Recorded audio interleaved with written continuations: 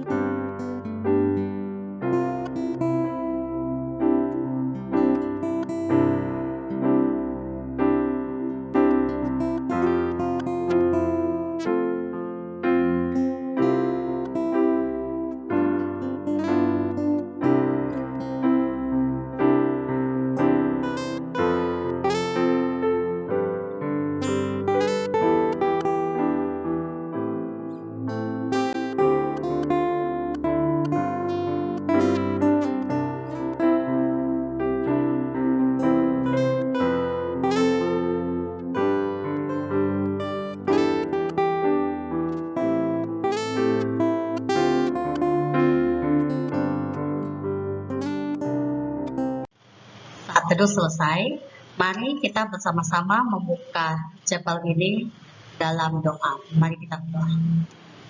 Tuhan Allah Bapa kami di surga, terima kasih buat berkat-Mu pagi hari ini Tuhan. Kami bersyukur karena Engkau bersama-sama dengan kami.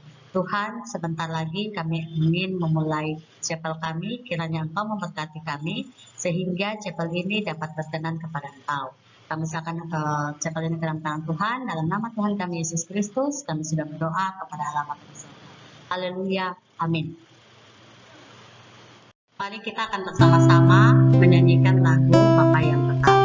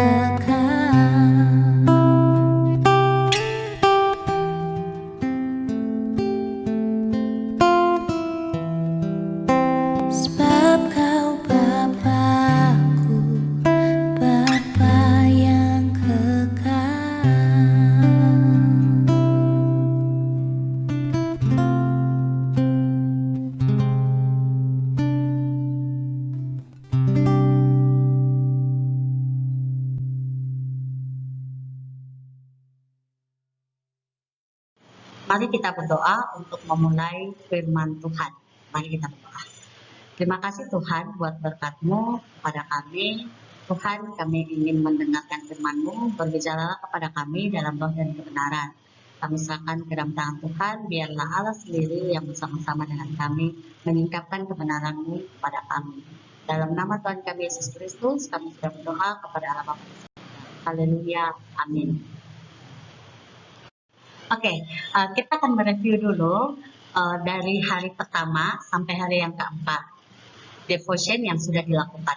Nah, untuk keseluruhan dari hari pertama sampai hari yang keempat devotion kita bicara soal Matius 6. Apa saja yang ada di dalam Matius 6? Nah, itu dibagi dalam 4 hari devotion kita. Sebelum hari ini adalah hari yang terakhir ya, yang kita akan merenungkan sama-sama.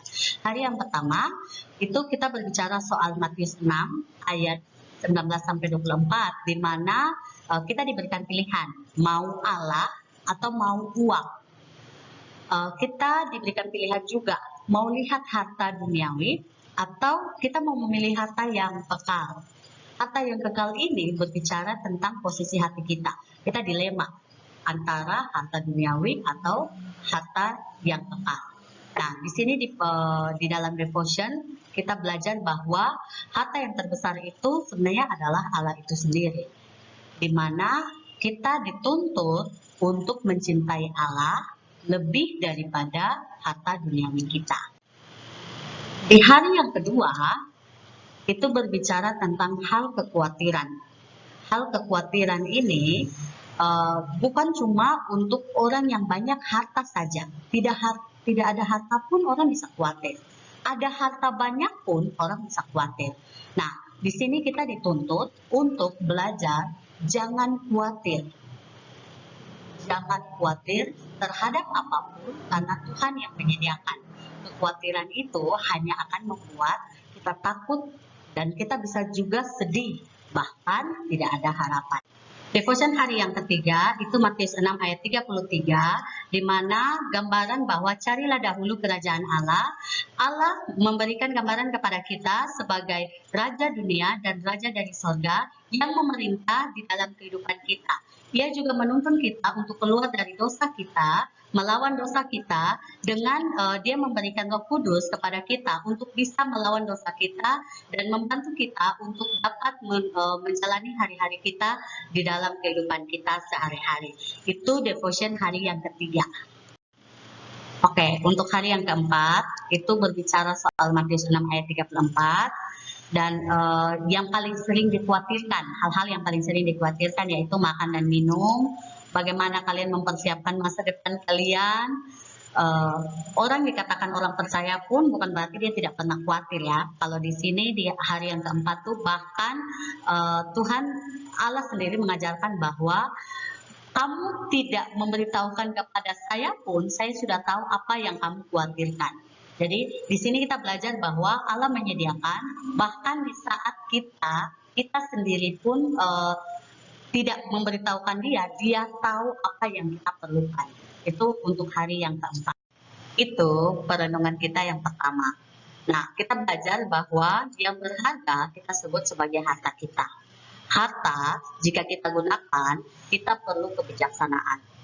Kebijaksanaan dalam melakukan penggunaan harta itu merupakan bagian dari kehidupan kita, bahwa hidup adalah pilihan.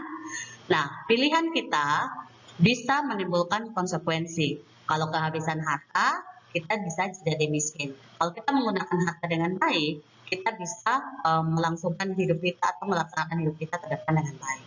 Nah, itu adalah bagian terpenting dari hari pertama sampai hari yang keempat. Kita akan bersama-sama masuk ke perenungan hari ini.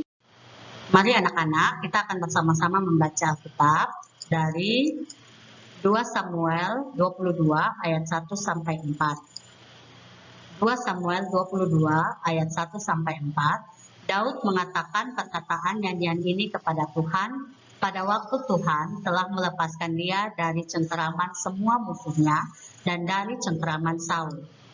Ia berkata, "Ya Tuhan, bukit batuku, tubuh pertahananku dan penyelamatku, Allahku, gunung batuku, tempat aku berlindung, perisaiku, tanduk keselamatanku, kota bentengku, tempat pelarianku, juru selamatku, Engkau menyelamatkan aku dari kekerasan. Terpujilah Tuhan, seruku, maka aku pun selamat daripada musuhku. Kita akan membahas mengenai kitab Samuel. Kitab Samuel itu terbagi atas dua, yaitu Samuel 1 dan 2, yang membahas tentang kerajaan dan pemerintahan. Di dalam 2 Samuel menceritakan dengan jelas mengenai Daud. Bagaimana Daud ingin memperluas dan mengukuhkan kedudukannya, dan ia harus berperang melawan musuh-musuhnya. Ketika ia berperang melawan musuh-musuhnya, itu ada perasaan takut, perasaan gundah, perasaan galau, bahkan perasaan tidak mampu untuk melakukannya. Tetapi Daud tahu dengan jelas bahwa Allah beserta dengan Daud. Sehingga Daud di dalam kehidupannya dia bergantung penuh kepada Allah. Dan di dalam 2 Samuel ini dijelaskan bahwa Daud digambarkan sebagai orang yang beriman, taat, dan setia kepada Allah. Tetapi apakah Daud taat, setia, dan beriman kepada Allah ini, dia tidak memiliki dosa?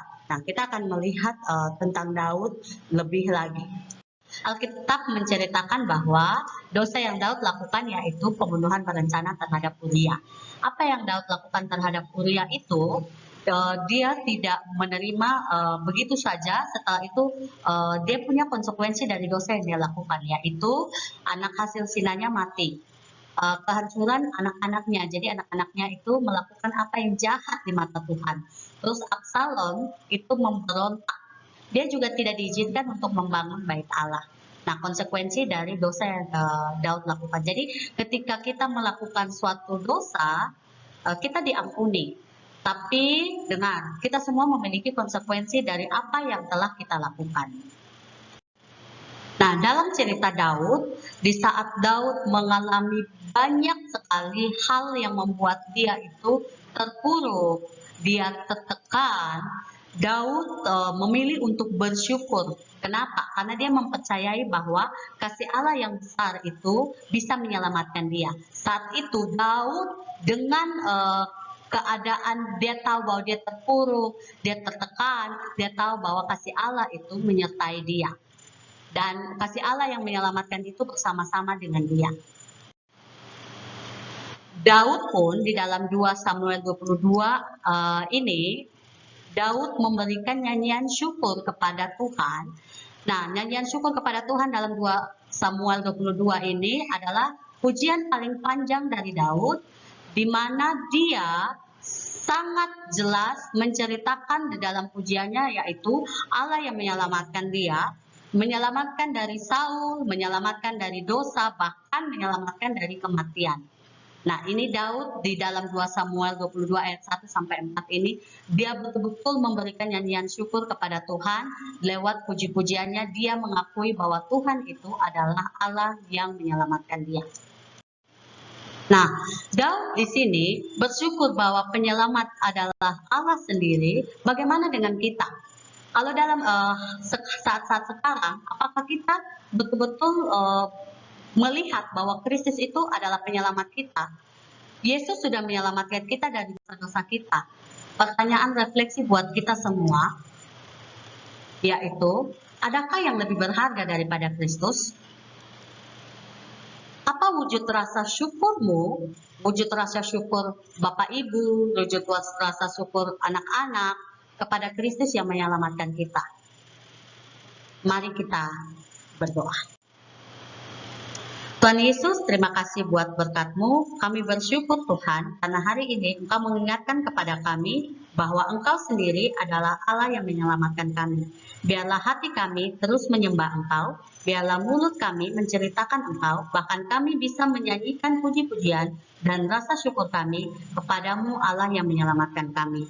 Terima kasih Tuhan buat hari ini. Kami serahkan semua kami ke dalam tangan Tuhan. Dalam nama Tuhan kami Yesus Kristus, kami sudah berdoa. Haleluya.